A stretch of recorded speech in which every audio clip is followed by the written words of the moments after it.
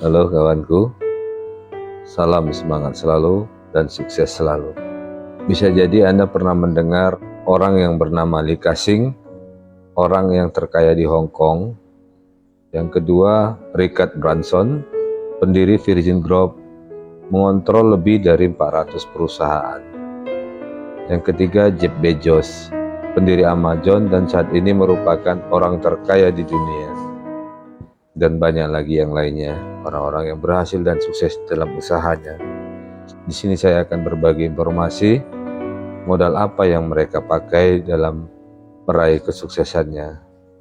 Mudah-mudahan bisa kita contoh bersama ya kawan. Adapun secara umum yang mereka lakukan dalam tahap-tahap mereka menjadi orang sukses, yang pertama adalah sebuah goal atau tujuan adalah syarat utama untuk sukses. Kalau belum jelas, maka kita akan berjalan tanpa arah, tidak tahu sukses itu di mana. Ya kan kawan? Goal yang ingin kita capai dalam bisnis biasanya selaras dengan mendukung goal atau impian besar dalam hidup kita. Satu hal yang paling penting adalah komitmen. Tanamkan mindset kita pada diri. Apapun yang terjadi, saya akan terus berjalan menuju goal ini sampai tercapai. Tidak perlu khawatir jika saat ini kita tidak tahu bagaimana caranya. Setiap orang pasti mengalami hal yang sama. Maka dari itu, kita akan menggunakan kunci sukses yang kedua. Yang kedua, mereka itu lakukan secara umum belajar terus tanpa henti.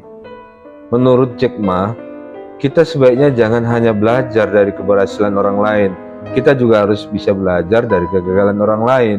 Dengan begitu kita tidak perlu mengulangi kesalahan yang sama, kita pun bisa lebih cepat mencapai goal kita. Di samping itu, kita juga harus mengisi otak kita dengan ilmu atau informasi terbaru. Di sini kita bisa menemukan cara lain yang bisa mempercepat kesuksesan itu. Yang ketiga, berpikir besar mulai dari yang kecil. Banyak orang menyerah di awal-awal atau bahkan belum memulainya ketika hendak menyelesaikan sesuatu karena ukuran hal tersebut sangatlah besar, motivasi langsung hilang. Dalam mengatasi masalah ini kawan, kita harus pinter berencana, buat daftar hal apa saja yang perlu kita lakukan, kemudian pisahkan menjadi bagian-bagian kecil agar kita lihat gampang untuk mengerjakannya. Terus yang keempat adalah ingat jangka panjang. Tidak masuk akal jika sebuah goal besar dicapai dalam waktu yang sangat singkat atau pendek. Kalaupun bisa, itu artinya goal tersebut terlalu kecil bagi kita ya kan kawan. Dengan mengingat hal ini, kita tidak akan gampang putus asa ketika mengalami sebuah kegagalan. Ketahui bahwa bila setiap kegagalan ada jalan lain yang terbuka untuk menuju impian besar kita kawan.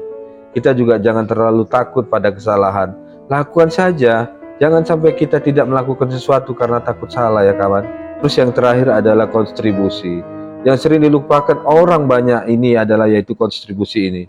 Pikirkanlah manfaat apa yang bisa kita berikan pada orang lain. Dan berikanlah sebanyak mungkin.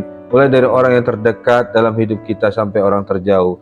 Prinsip ini sering kita dengar dengan namanya give and take atau memberi dan kemudian menerima. Bukan sebaliknya ya. Kita harus memberi dulu kemudian baru kita menerimanya. Itu saja kawan, ini yang mereka lakukan oleh pengusaha-pengusaha besar yang kita kenal umumnya. Terima kasih, mudah-mudahan bermanfaat. Kalau bermanfaat, tolong di like, komen, dan share. Assalamualaikum warahmatullahi wabarakatuh.